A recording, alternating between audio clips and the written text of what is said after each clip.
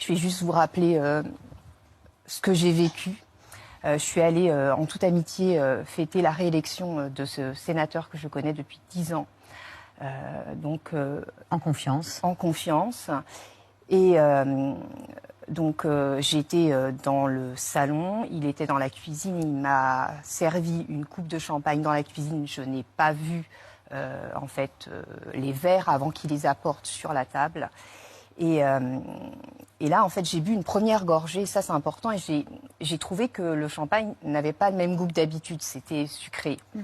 Et je pensais que c'était peut-être parce que j'étais fatiguée ou que peut-être que le champagne, c'était du champagne de mauvaise qualité ou autre chose. Et là, on a trinqué une deuxième fois, encore une troisième fois. En fait, je trouvais ça bizarre qu'il veuille qu'on trinque comme ça pour que je boive vite. C'est son comportement étrange qui vous a alerté également. Ça me préoccupait, je trouvais ça très bizarre.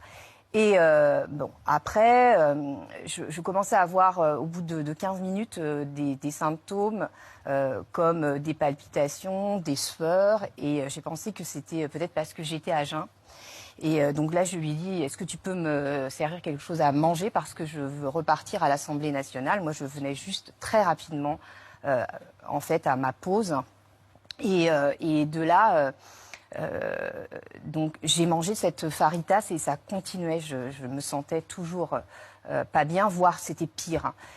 Et là je comprenais pas ce qui m'arrivait et donc il insistait, il reprend mon verre, il retourne dans la cuisine me servir encore un verre de champagne et là je comprenais pas son insistance Et la façon dont il allumait Oui, il y avait des choses très bizarres. En fait, il était en train d'activer en fait la luminosité avec son variateur.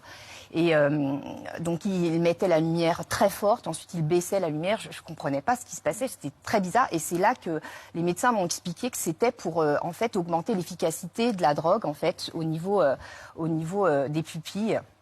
Et donc mais moi, ne connaissant pas du tout la drogue, je trouvais juste que c'était bizarre. Et de là, je regarde, il était dans la cuisine et il remet un sachet blanc dans un tiroir sous le plan de travail. Et là, je comprends, je me dis, mais en fait, c'est quoi ce sachet ?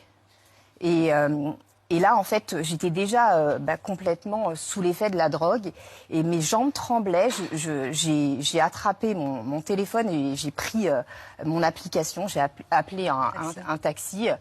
Et là, en fait, tout simplement, je me disais, mais surtout, ne dis rien, ne montre pas que tu te sens mal. Il faut vraiment que tu sortes vite.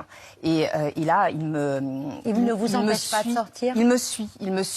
Et là, j'étais en panique. Et il me suit dans l'ascenseur. Il me suit dans la cour. Il me suit jusqu'au taxi. J'étais paniquée. Je me disais, mais en plus, mon cœur battait. J'avais l'impression de faire une crise cardiaque en même temps. Et là, je rentre dans le taxi, je m'assois, je tremblais. J'appelle un collègue député, je lui dis, donc un député de Loire-Atlantique, je lui dis, Luc Jesmar, je lui dis, écoute Luc, Joël a mis quelque chose dans mon verre, viens vite. Et il était à l'autre bout de Paris, il me dit, je peux pas, mais qu'est-ce que tu fais, tu as un AVC? Je dis, non, je te dis, il a mis quelque chose dans mon verre. Et là, il